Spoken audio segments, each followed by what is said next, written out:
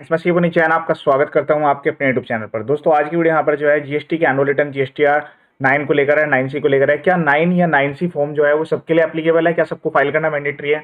कौन ऐसे पर्सन है जिनको रिटर्न फाइल करना जरूरी नहीं है? वीडियो को पूरा एंड तक देखिएगा। यहाँ पर जो है मैं पूरा एंड तक बताने वाला हूँ। उसके अलावा जो है फाइनेंशियल 23-24 के लिए जीएसटी के एनुअल रिटर्न के लिए मैंने काफी सारे वीडियोज अपने यूट्यूब चैनल पर अपलोड किए हुए हैं, आप वीडियो देख सकते हैं। इस बार जो है कुछ नए चेंजेस भी एनेबल किए गए हैं, पूरा प्रोसेस मैंने वहां पर बताया हुआ है।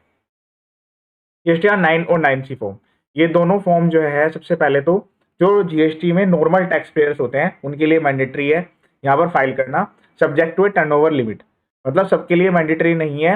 जो पर्सन कंपोजिशन डीलर्स हैं जिन्होंने कंपोजिशन में रजिस्ट्रेशन लिया हुआ है उनको यहाँ पर ये 9 या 9C फॉर्म भरने की रिक्वायरमेंट नहीं आती है।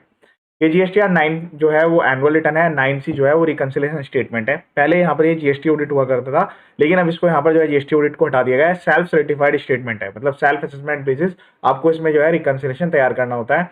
अब बात कर लेते हैं कि इनमें यहाँ पर जो है 23-24 के लिए क्या लिमिट लिखी गई है, एक्ट में क्या प्रोविजंस दिए गए हैं। ठीक है, तो मैं यहाँ पर जो है सबसे पहले आपको नोटिफिकेशन दिखा देता हूँ। नोटिफिकेशन में क्या लिखा हुआ है, एक लेटेस्ट यहाँ पर नोटिफिकेशन आई थी, नोटिफिकेशन नंबर 14, जिसमें यहाँ पर जो है इसको एग्जाम्प्ट किया गया था फाइनेंशियल 23-24 के लिए।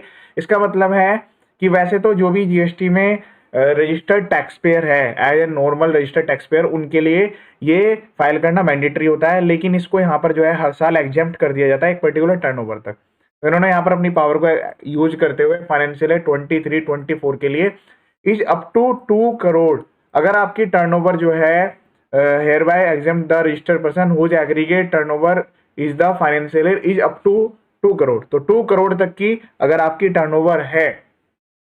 चेक पॉइंट आता है, जो टर्नओवर की लिमिट है ये कैसे चेक करी जाएगी, तो इसके लिए अलग से डेफिनेशन दी हुई है। मतलब एक ये टर्नओवर देखी जाएगी आपकी पैन कार्ड बेसिस। ऐसा नहीं है कि एक पैन कार्ड पे अलग अलग जीएसटी नंबर है, अलग अलग स्टेट वाइज आपके पास रजिस्ट्रेशन है, सबको मिलाकर तो यहाँ पर जो है वो कंबाइंड 2 करोड़ से हो जा रही है, लेकिन सिंगल पर नहीं है, किसी भी सिंगल जीएसटी नंबर पर तो भी यहाँ पर जो है ये एप्लीकेबिलिटी आपके ऊपर आ जाएगी। और फिर आपको हर स्टेट की, चाहे किसी स्टेट में नील ही सेल क्यों ना हो, किसी में कम सेल क्यों ना हो, फिर आपको हर स्टेट में ये एनुअल रिटर्न फाइल करनी पड़ेगी। तो ये बात ध्यान रखें, ये टर्नओवर की जो डेफिनेशन है aggregate turnover for filing of annual return, ये एक बार जरूर चेक कर ले। इसके लिए मैंने यहाँ पर डिटेल्ड वीडियो बनाया हुआ है।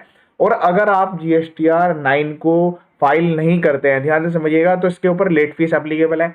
और 9C के केस में क्या है कि कोई अलग से यहाँ पर लेट फीस नहीं बताई गई है, लेकिन यहाँ पर जो है इसके लिए पेनल्टी लग सकती है। जनरल पेनल्टी 125 के अंडर में 50,000 रुपए तक की पेनल्टी एप्लीकेबल होती है। तो इसके लिए तो यहाँ पर जो है ये हर साल नोटिफिकेशन निकालते हैं इन्होंने। यहाँ पर इस साल भी 23-24 के लिए यहाँ पर नोटिफिकेशन निकाल दी है कि एनुअल रिटर्न जो फाइल करनी है वो अगर आपकी टर्नओवर 2 करोड़ तक की है तो आपको भरने की रिक्वायरमेंट नहीं है, उससे ऊपर है तो फाइल करना मैंडेटरी है। अब यहाँ पर एक क्वेश्चन आता है कि सर यहाँ पर अगर 2 करोड़ से कम है तो क्या कर सकते हैं? 2 करोड़ से कम वालों के लिए भी आप इसको फाइल कर सकते हैं, बेटर है कि आप इसको फाइल करें। मैं आपको बताता हूँ यहाँ पर रीजन क्या है। एक तो आपका जो है जीएसटीआर 1 का रिकंसिलेशन हो जाएगा। कल को अगर नोटिस आता है तो आप इसको सबमिट कर सकते हैं कि सर हमने फाइनल रिटर्न भरी थी, इसके थ्रू हमने अपने टैक्स को जमा करा दिया था। दूसरा, जीएसटी में अगर आपका कोई टैक्स की लायबिलिटी आती है तो जब आप एनुअल रिटर्न फाइल करेंगे तो आपके सारे रिकंसिलेशन तैयार हो जाएंगे। देखिए टेबल नंबर 4 में आपका जो है सेल का पूरा रिकंसिलेशन तैयार होकर आ जाएगा, टैक्सेबल वाला। उसके अलावा जो है अगर आपने कोई जीरो रेटेड सप्लाई, मतलब बिना टैक्स वाली सप्लाई कर रही है, तो टेबल नंबर 5 में उसका एडजस्टमेंट होकर आ जाएगा। और अगर आपकी कोई ऐसी एडजस्टमेंट है जो कि आप 23-24 की 24-25 में कर रहे हैं जीएसटीआर 1 में, तब तो आपको पक्का नोटिस आने के चांसेस हैं। उसके एडजस्टमेंट के लिए यहाँ पर टेबल नंबर दी गई है 10, 11, 12, 13, सेल के लिए भी और परचेज के लिए भी, कि आपने अगर आईटीसी बाद में क्लेम कराया या अगर आपने सेल को अमेंडमेंट किया है अगले साल में, क्योंकि ये तो 30 नवंबर तक आपको अलाउड होती है 23-24 के लिए। 23-24 के लिए जो लास्ट डेट है वो है आपकी 30 नवंबर 2024। तो 30 नवंबर 2024 तक जो रिटर्न आप फाइल करेंगे, मतलब इससे पहले अप्रैल से लेकर अक्टूबर तक की सारी रिटर्न जो भी आप फाइल करें उसमें किसी भी एडजस्टमेंट कर सकते हैं। वो एडजस्टमेंट के लिए आपको रिकंसिलेशन बनाने की रिक्वायरमेंट आती है। आप यहाँ पर तुरंत के तुरंत जो है अपने टैक्स को कैलकुलेट कर लेते हैं और DRC 03 के थ्रू जमा करा देते हैं। तो जिस भी महीने का वो टैक्स था वहां से लेकर अब तक का इंटरेस्ट लगता है। जबकि अगर आपको ये 5 साल बाद या 6 साल बाद नोटिस आता है तब तक यहाँ पर इंटरेस्ट की अमाउंट डबल से भी ज्यादा हो चुकी होगी, तो इंटरेस्ट का भी आपको फायदा हो जाएगा। 9 जो है आप फाइल जरूर करें। यहाँ पर जो है टेबल नंबर अगर बात करें 6 और 8 में भी चेंज आया है। 6 में यहाँ पर जो है 3B के अकॉर्डिंग डाटा आ रहा है, वो 3B के अकॉर्डिंग पहले भी यहाँ पर आता था, लेकिन टेबल नंबर 8 में जो है अब की बार जो डाटा आ रहा है वो 2B के बेस पर आ रहा है। देखिएगा ध्यान से, 2B के बेस पर आ रहा है। तो ऐसी काफी सारी एडजस्टमेंट है जो कि अगले साल वाली यहाँ पर पेंडिंग रह जाएगी। तो अगर आपने अभी के अभी रिकंसिलेशन बना लिया 2B के हिसाब से, डाटा को करेक्टली फाइल कर दिया, तो आपके पास नोटिस आने के चांस भी काफ़ी कम होंगे, क्योंकि जब नोटिस भेजा जाता है उसमें 9 और 9C को भी इंक्लूड कर लिया जाता है। तो अगर 9 में किसी पर्सन ने अपनी गलती को सही कर लिया है तो उसका बेनिफिट मिल जाएगा। दूसरा एक फ़ायदा ये भी हो जाएगा आपको कि अगर आप इसमें कोई ऐसा ITC है जो आपका निकल के आ जाता है अभी कि आपने ITC क्लेम नहीं करा, तो अभी यहाँ पर जो है नवंबर तक आप जो है अपनी जो रिटर्न फाइल करेंगे अक्टूबर वाली, तो अक्टूबर तक की रिटर्न में उसका एडजस्टमेंट ले सकते हैं। तो बेटर है कि इसको लास्ट डेट पर वेट ना करें। इसकी जो लास्ट डेट है 9 की और 9C की दोनों की 31 दिसंबर है, 23-24 के लिए 31 दिसंबर 2024 है। ये रिकन्सिलेशन तैयार कर लें तो इससे आपका काफ़ी बेनिफिट होने वाला है। अगर कोई ITC रहना ले गया तो वो आप जमा कर देंगे, और अगर कोई पे करना है टैक्स तो उसके लिए क्या होगा कि भाई आप जो है टैक्स पे कर देगी। टैक्स पे करने के बाद आपका इंटरेस्ट की सेविंग हो जाएगी। दोनों केस में फाइल कर दें 9 तो एटलीस्ट, ठीक है। अब आते हैं 9C। तो 9C की जो फाइलिंग है वो भी टर्नओवर बेसिस है, और यहाँ पर भी जो कंसोलिडेटेड टर्नओवर है, टर्नओवर की डेफिनेशन सेम है। तो यहाँ पर जो है ये इसके लिए भरना जरूरी है। 5 करोड़ तक की अगर टर्नओवर है तब तो ये ऑप्शनल है, तो अब आपकी मर्जी, आप फाइल करें ना करें। 5 करोड़ से ऊपर जाते ही ये मैंडेटरी है। तो ये यहाँ पर जो है आपको ध्यान रखना है कि 9C जो है 5 करोड़ से ऊपर वाले के लिए तो मैंडेटरी हो गया।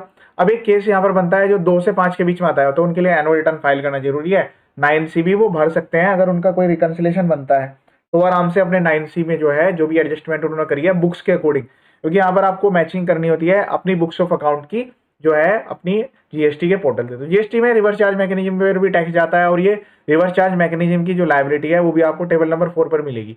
तो आप एक properly books of account maintain कर लेंगे जिसमें आपका GSTR 1 3B का मैच हो जाएगा, और उसके अलावा 2B और 3B का मैच हो जाएगा। अब देखिए यहाँ पर जो है रिवर्स चार्ज की लायबिलिटी भी आती है टेबल नंबर 4 में, जबकि ये मेरी एनुअल रिटर्न का पार्ट नहीं है, क्योंकि परचेज तो मेरी कभी सेल का पार्ट नहीं बनेगी। तो वो यहाँ पर जो है हो सकता है इस केस में टर्नओवर यहाँ पर ज़्यादा जाए, तो वो चीज़ ध्यान रखें। वो चीज़ ध्यान रखते हुए आपको ये प्रॉपर्ली फाइल करनी है। मैंने आपको बता दिया है, 9 का भी बता दिया और 9C का भी बता दिया है कि कब उसको आपको फाइल करना मैंडेटरी है। तो आप उन चीज़ों को ध्यान में रखते हुए अपनी रिटर्न को करेक्टली फाइल कर लें। 9 और 9C अगर आप ऑप्शनली केस में फाइल भी कर देते हैं तो आपकी जो मिस्टेक्स हैं वो रेक्टिफाई हो जाएंगी, और आपको जो है जो भी अगर यहाँ पर जो है रिकन्सिलेशन बनाना है तो आप अभी के अभी तैयार कर पाएंगे। बाद में आपको फिर ज़्यादा मेहनत नहीं करने की रिक्वायरमेंट आएगी। 9 और 9C के लिए मैंने डिटेल्ड वाइज और क्लोज वाइज एनालिसिस वीडियो भी अपने यूट्यूब चैनल पर अपलोड किया हुआ है। इसके अलावा GSTR में काफ़ी सारे basic video, filing, registration process सब कुछ यहाँ पर अपलोडेड है। चैनल का पर्पज फुली एजुकेशनल है। सब्सक्राइब कराने का नहीं, वीडियो देखिए और आगे शेयर जरूर करें। ये वीडियो देखने के लिए थैंक यू सो मच।